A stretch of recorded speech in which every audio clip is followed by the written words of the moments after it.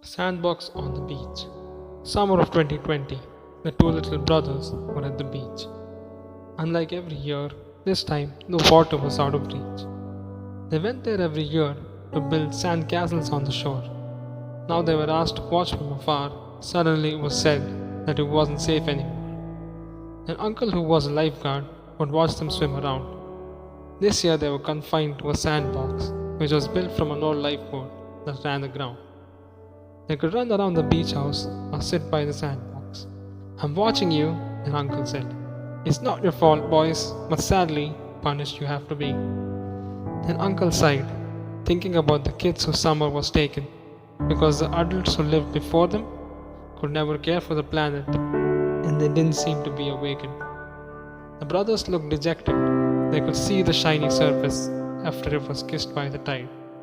They could feel the breeze on their faces, but their masks wouldn't let them smell, even if they tried. They sat and watched the sunset.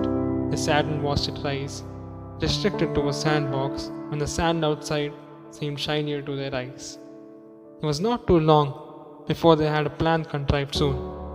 They decided to build a sandcastle inside the sandbox with small garden tools. They took turns to fetch water from their granny's garden hose into a pail, then into the hull of the sandbox boat. They sat and watched the sunset. They sat and watched it rise. This time over the sandcastle, it stood proud inside, guarded by the gunwale and the hull, untouched by the wind, water, and tide. The morning took them by surprise as they looked at the sandcastle still untouched there, as the past summers never let their castle stand for more than a night and a day. "Our castles always disappear, but how is this one still here? When the boat protected our castle, it's like we have a fortress here." The lifeguard uncle could hear them talk, and a smile took over his face.